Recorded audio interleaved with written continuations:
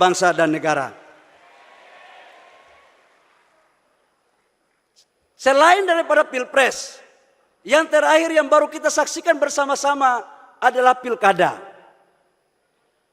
Pemilu kada baru selesai. Banyak kenangan, cerita, dan tulisan dari lubuk hati maupun dari lubuk-lubuk yang lain. Yang hampir suaranya semuanya sama. Kok pilkadanya kosnya tinggi ya? Setelah pilkada, sekarang mulai kita mengatakan saling menyalahkan antara satu dengan yang lain. Ada yang merasa bersih dan yang lain kotor. Ada yang merasa membawa institusi A, institusi B ikut intervensi.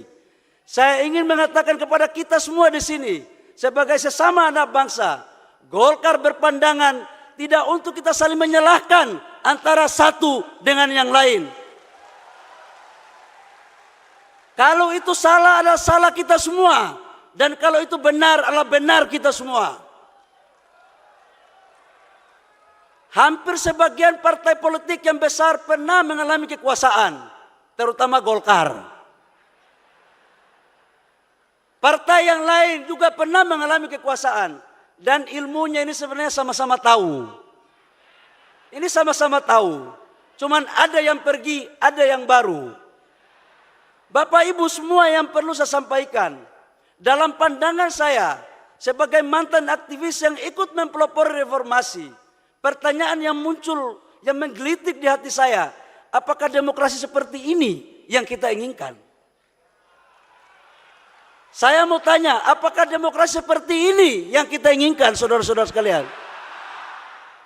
Kalau ini yang kita pertahankan, mau jadi apa demokrasi ini?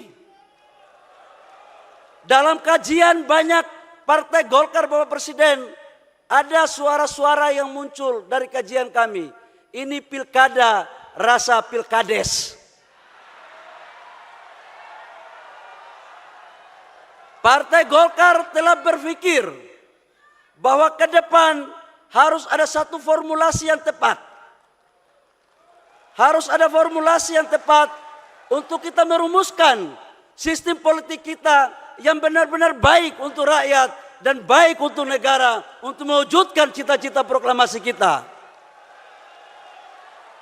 Dalam pandangan Partai Golkar, tujuan negara kita bukanlah hanya demokrasi. Demokrasi sebagai instrumen untuk mencapai tujuan. Dan tujuan negara kita itu adalah mensejahterakan kehidupan bangsa, ikut mencerdaskan kehidupan bangsa, dan ikut mengambil bagian dalam ketertiban dunia. Dan sekaligus menjaga marwah negara kita.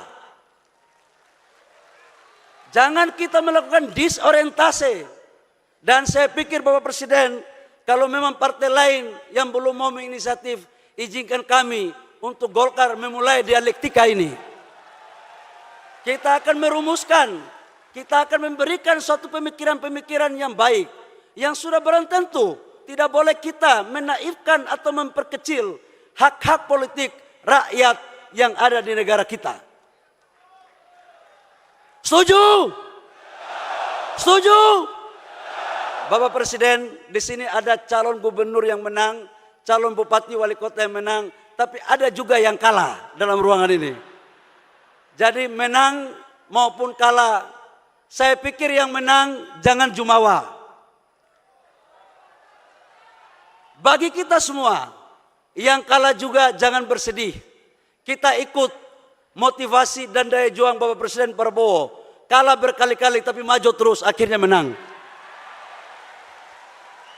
Sudah ada contoh. Jadi kalau baru kalah sekali, jangan menyalahkan institusi lain dong.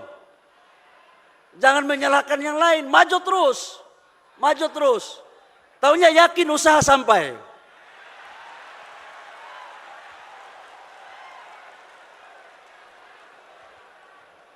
Jadi kita harus, Partai Golkar harus betul-betul mampu memainkan peran. Bapak Presiden, hadirin yang berbahagia. Dalam konteks positioning Partai Golkar untuk mendukung pemerintah, kami telah bersepakat di dalam Munas untuk mengawal seluruh program-program pemerintah Presiden Prabowo dan Wakil Presiden Pak Gibran.